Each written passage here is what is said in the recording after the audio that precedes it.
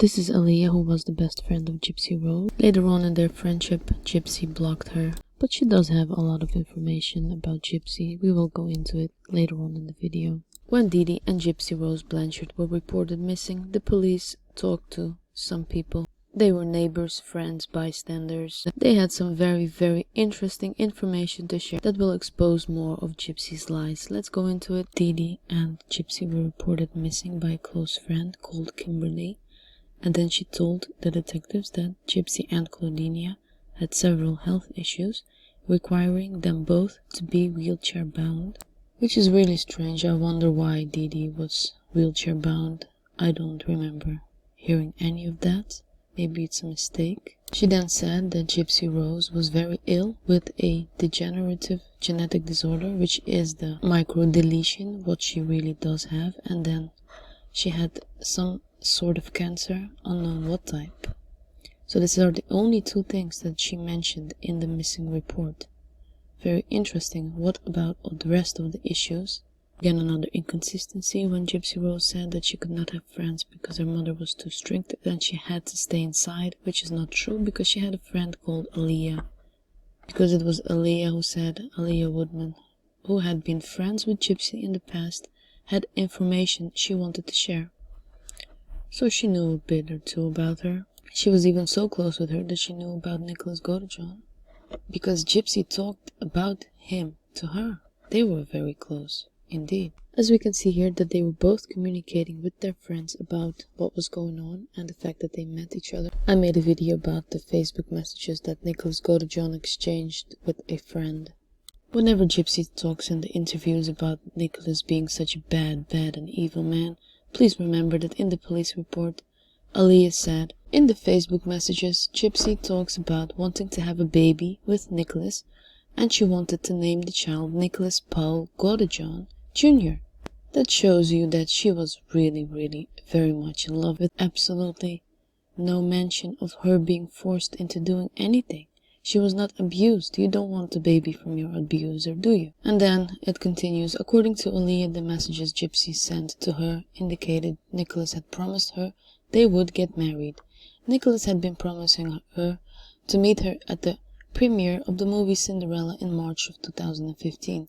Aaliyah was unable to remember what Gypsy's name was listed as on Facebook, but believed it to be Gypsy Rose. She had not talked to Gypsy or visited with Gypsy since October of 2014. Do you see how the lies are just adding up? And there is no way of getting out of it because the truth is here, right here, it is written. Only thing I'm doing is just pointing you to it. You see, and then Gypsy claimed that she was raped after the killing of her mother, and then she was forced to clean up the residence. Then we can see in the text messages that Nicholas asked her, how would you wish to present yourself after the crime? And then he was waiting, getting no reply. She said, oh, I'm sorry, I'll just be in my nightgown with my painted nails and lip gloss. Okay, dear, but when he gets you from the bathroom after the crime, mind you, suggest that you are naked and he sees you after the deed. Okay, darling, of course I will do that. According to the timeline, Gypsy claimed she had no part in the murder of Claudinia, and she was made to stay in the bathroom. And then we can see, according to the timeline, that a forensic examination was done on her phone, and the video was found of her doing the stabbing motion, and this video was still on her phone during them being caught and of course questioned by the police, which tells you that this is a premeditated thing. She had time to think about it and it was still on. This was then all collected as evidence pointing towards the head of the bed. The subject then made a stabbing motion towards the bed. Here's something interesting. We can see that Claudinia Blanchard and her 14-year-old daughter, that it was said both Claudinia and Gypsy had several health issues requiring them both to get around mostly by wheelchair. Remember also, there is no one to verify or to confirm what Gypsy says is true in her book, in her interviews. We only have the police report and Gypsy's word, because Claudinia did not have very much close friends, and if they had close friends, they were not interviewed. And of course only Claudinia and Gypsy know what happened inside the house. So keep that in mind. Seems like the conversation just cuts off and then continues on the next day about something completely different. Well, they were communicating on Facebook also, and I do think that it was due to the fact that her mother could find their telephone and then read through the messages or something. Why would they continue to switch between Facebook and text messages? The plan was never discussed in full detail in the messages. There were only brief mentions of it, of the plan and are you still in, those types of things. So most likely they were talking about it or on Facebook and deleting the messages, or on video calls, or either telephone. The timestamp, and then you can see that they were talking about the plan. Darling, can you please meet me online? We need to talk about our plan. He said okay, and then she said I'm still daddy's girl. And then very shortly after they were talking about plan A. Plan A was to get pregnant, and then she said I'm 100% in with the plan. These are the text messages, but the transcribed version of it. They said, what do you mean, darling? Tell me, Gypsy, what plan are you talking about? Is it that we are going to move in together and marry each other and you will give me my baby boy? Or is it the other plan which I don't want to do? I don't want to do that to your mother because I want to run away with you and be with you. What plan are you talking about exactly? No idea. And then, what plan are you talking about, actually? So we can see that both Didi and Gypsy had multiple health problems. Of course, Gypsy's was a fake one, but Didi's, of course, she's not here to verify it and to defend herself. So it's basically the police report and Gypsy's word is all we have. Then in interviews, them asking why did Didi Blanchard have a BB gun, with which Gypsy shot her mother. Well, we can see here that there has been a burglary at this location in April, and Didi had been very nervous ever since. Seriously, imagine this situation if you are a parent and your daughter, who is 14 or whatever years old, is finding a pedophile and then has contact with them and then runs away out of the house, sneaks out in the middle of the night to go to him and all that stuff. What are you going to do as a parent? Are you just going to be like, oh damn, that's so bad. Well, don't ever do it again. No, her mother chained her to the bed and bought a BB gun. In fact, for the case that this extremely demented and disturbed person will come back and do something weird.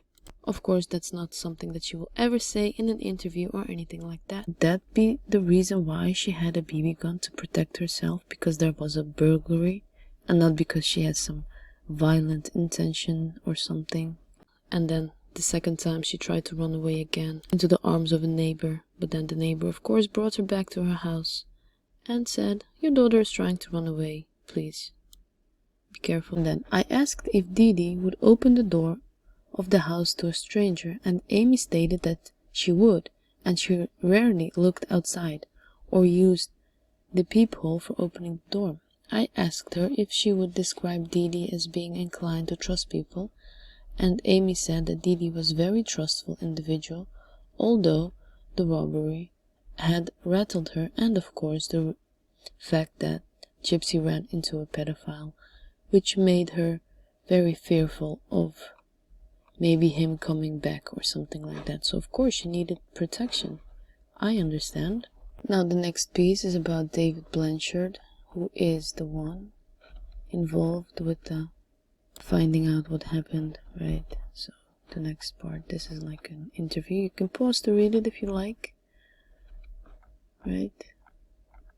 They were not related or anything, but David Blanchard stated that he had formerly been involved in the running of the VisionCon, a local science fiction and fantasy convention to which Gypsy attended, and then she had arranged to meet a man at VisionCon, and the man had convinced her to steal money from her mother's purse and ran away with him. Makes you think that she had many attempts of trying to run away, but that is not true. There were only 2 attempts. One was to run into the arms of a pedophile, and the other one was run into the arms of a neighbor. There were 2 other times that she tried to escape the situation with her mother.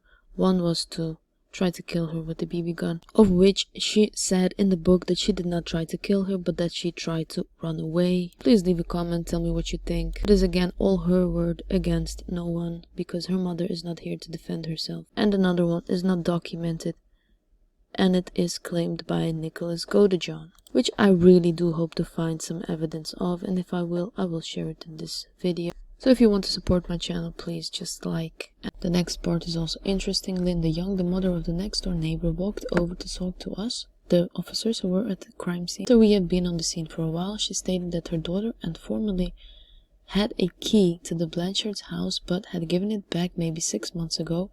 Her daughter has some mental disabilities but is high functioning and lives alone. Did you catch that? Listen closely. She said that she was high functioning. Gypsy Rose is lying again because she said that her mother, right, told people that Gypsy Rose had the mind of a 7-year-old. So which is it? I am so confused because it's just like, what do I have to believe? I don't know. This is not gossip. This is not I believe this, that, or the other thing.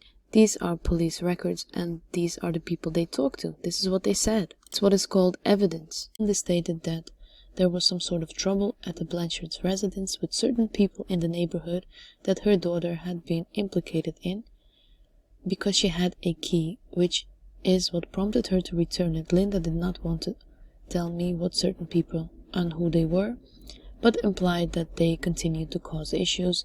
And then later, when Aaliyah, the neighbor and the dear friend of Gypsy, came to the officer, she gave him the phone and allowed him to read the messages that Gypsy was communicating with Nicholas Godejohn. And it said in the message that at one point, Gypsy said that this man was 24 years old, and at another point she said that she wanted their future son to be named Nicholas Godejohn Jr. Right, they were planning to have children. This man had promised Gypsy that they were going to get married, although they had not met in person at this point. But get this, the entire time that they were talking to each other, they were having an internet relationship. They have not met each other.